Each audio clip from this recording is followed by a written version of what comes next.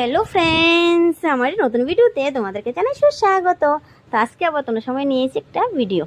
তো সন্ধ্যার সময় হাজব্যান্ড বাড়িতে আসতে আজকে কইতেছিল একটু ফুচকা বানাইতে। তো ঘরে ফুচকার পাঁপড় আছিল, বাদাম আছিল। তো পাঁপড় আর বাদাম ভাজা নিতেছি, তারপরে আলু সিদ্ধ কইরা আর তেঁতুলের জলটা করে সেটা ঘরে ফুচকা বানিয়ে নিলাম। আর সবাই মিলে খাওয়া দাওয়া করলাম। আর দিকে দেখো ফুচকার পাঁপড়গুলি দিয়েছে কি সুন্দর ফুচকা হয়ে যেতেছে। দেখো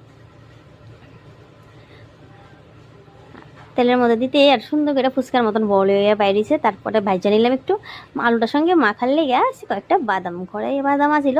তো মাখা নিলাম বাদাম দিলে একটু বেশি ভালো লাগে, আমার কাছে তো ভালো লাগে। তো বাদাম দিয়েও ভাজা নামালে দেখছি করের থেকে। বাজারের থেকে ফুচকা কিনা খাওয়ার থেকে ঘরে বানায় খাওয়ান ভালো, কারণ বাজারের মধ্যে তো যা জল দেয় আর তারা যেভাবে নোংরাভাবে বানায় হচ্ছে, ঘরেরটা একটু ফ্রেশ হয়।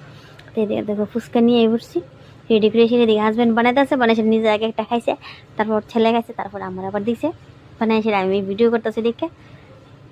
আলু ভর্তাটা আমার হাজব্যান্ডই বানাইছে, তেঁতুলের জলটা হাজব্যান্ড বানাইছে, আমি ফুচকাটে রেডি করছি পাপড়টি ভাজি আর বাদাম দিয়ে ভাজি। এদিকে তো ছেলেও খাইতেছে, ও তো কী এক্সপ্রেশন দিছে।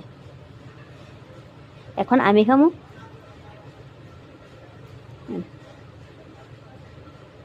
আমার লেগে ফুচকাটা বানাইতেছে, হেভি টেস্ট ছিল।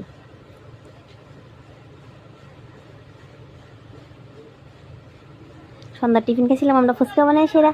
তো চল ভিডিওটা এখানে শেষ করলে দেখাবো একটা নতুন ভিডিওর সঙ্গে। ততক্ষণ ভালো থাকবেন, সুস্থ থাকো, টাটা, বাই বাই। আর দেখবো নতুন ভিডিওর সঙ্গে দেখা দিকে দেখো আমরা তিনজনে বসে ফুচকা পার্টি করতেছি সন্ধ্যার সময়।